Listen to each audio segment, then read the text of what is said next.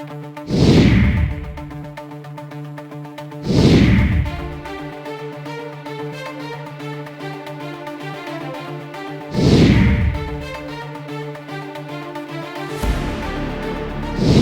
आप देख रहे हैं न्यूज फॉर नेशन और मैं हूं प्रियदर्शन।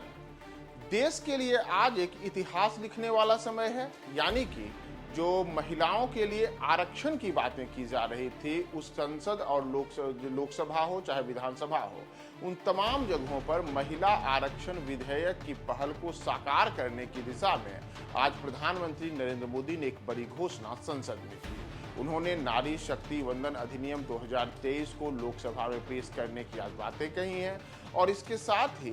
वर्ष 1989 से चला आ रहा महिला आरक्षण विधेयक का पेच अब संभलने की दिशा में एक बड़ी पहल के रूप में सामने आ सकता है। दरअसल अगर हम महिला आरक्षण विधेयक की बात करें तो एक बात जो दिमाग में कौंधती है कि आखिर महिला आरक्षण विधेयक की शुरुआत सबसे पहली पहल कब की गई और कब से यह लंबित है। तो आपको बताएं कि वर्ष 1989 से ये बातें चल रही हैं कि देश की महिलाओं को आरक्षण मिलना चाहिए और तब जब तत्कालीन प्रधानमंत्री राजीव गांधी इस महिला आरक्षण विधेयक को लेकर के उन्होंने सबसे पहली बार पहल की थी और बाद में चाहे पीवी नरसिम्हा राव हों, चाहे एचडी देवगौड़ा हों, आईके गुजराल हों या फिर अटल बिहारी वाजपेयी और डॉक्टर मनमोहन सिंह की सरकारें हों, इन तमाम सरकारों में अलग अलग समय में महिला आरक्षण विधेयक को लेकर के प्रस्ताव आए, इस पर व्यापक चर्चा हुई, लेकिन इसे अब तक पारित कराने में संसद में सफलता किसी सरकार को नहीं मिली। ऐसे में अगर हम महिला आरक्षण विधेयक के इतिहास पर गौर करें तो यह वर्ष 1989 था, जब राजीव गांधी देश के प्रधानमंत्री हुआ करते थे और पंचायती राज और नगरपालिकाओं में महिलाओं के लिए 1/3 आरक्षण के लिए संविधान संशोधन पेश किया गया। लोकसभा में इसे पारित किया गया, लेकिन राज्यसभा में यह पास नहीं हो सका।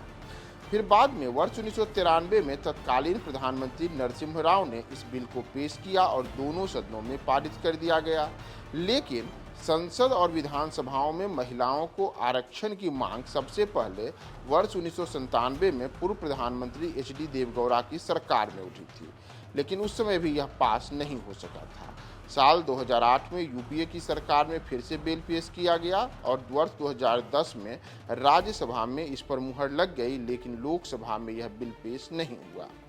दरअसल वर्ष 1987 में राजीव गांधी देश के प्रधानमंत्री थे और जब उनकी सरकार में जो केंद्रीय मंत्री मार्गरेट अल्वा थी, उनकी अध्यक्षता में एक 14 सदस्यीय कमेटी बनाई गई। वर्ष 1988 से वर्ष 2000 तक के लिए इसमें महिलाओं के लिए एक प्लान पेश किया गया, जिसमें कमेटी ने कुल 353 सुझाव दिए, जिसमें निर्वाचित निकायों में महिलाओं के आरक्षण का सुझाव भी शामिल था। इस पर राजीव गांधी सरकार ने पंचायती राज और नगरपालिकाओं में महिलाओं के लिए आरक्षण को लोकसभा में तो पारित करा लिया, लेकिन राज्यसभा में इसे मंजूरी नहीं मिली।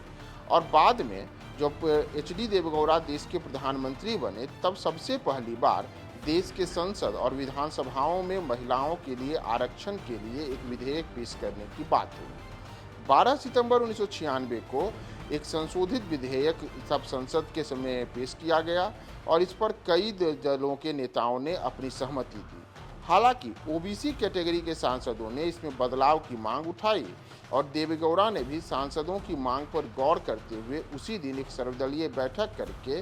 बिल को सीपीआई के पूर्व नेता गीता मुखर्जी के नेतृत्व वाली संसद की चयन समिति को भेज दिया, जिसमें 21 सदस्य लोकसभा से और 10 सदस्य राज्यसभा से रहे। इसमें मौजूदा दौर के अगर हम नेताओं की बात करें तो एनसीपी नेता शरद पवार,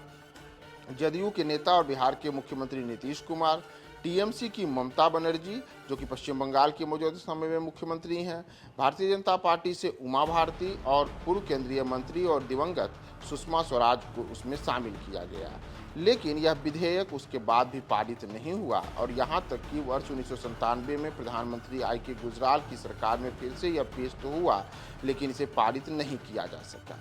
बाद में वर्ष 1998 में अटल बिहारी वाजपेयी की जब सरकार बनी तो 12 जुलाई को इस बार फिर से इसे पेश करने को लेकर संसद में भारी हंगामा देखने को मिला और तब राष्ट्रीय जनता दल के सांसद सुरेश प्रकाश यादव ने इस बिल को तत्कालीन कानून मंत्री थाम्बी दुरई से संसद में छीन लिया था और राजद के ही सांसद अजीत कुमार मेहता ने उस बिल की कॉपियां फाड़ दी थी।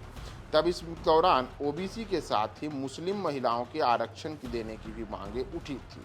इतना ही नहीं, बाद के वर्षों में जब यूपीए की सरकार बनी यानी कि डॉक्टर मनमोहन सिंह देश में प्रधानमंत्री बने तो उस दौरान भी इस बिल को पारित कराने के लिए अलग अलग तरीके से बिल को लाया गया और वर्ष 2008 में इसे यूपीए सरकार की ओर से संशोधित बिल के रूप में राज्यसभा में पेश किया गया और फिर स्टैंडिंग कमेटी को भेजा गया। बाद में मार्च 2010 में इस बिल को राज्यसभा से पारित करा दिया गया, लेकिन तब से अब तक यह बिल अभी भी लोकसभा में पास नहीं हुआ था। तो अब प्रधानमंत्री नरेंद्र मोदी ने महिला आरक्षण विधेयक के जिस पेच को वर्ष 1989 से अब तक नहीं सुलझाया गया था उसे अब नारी शक्ति वंदन अधिनियम 2023 के रूप में लोकसभा में पेश करके एक नई दिशा देने का काम किया है।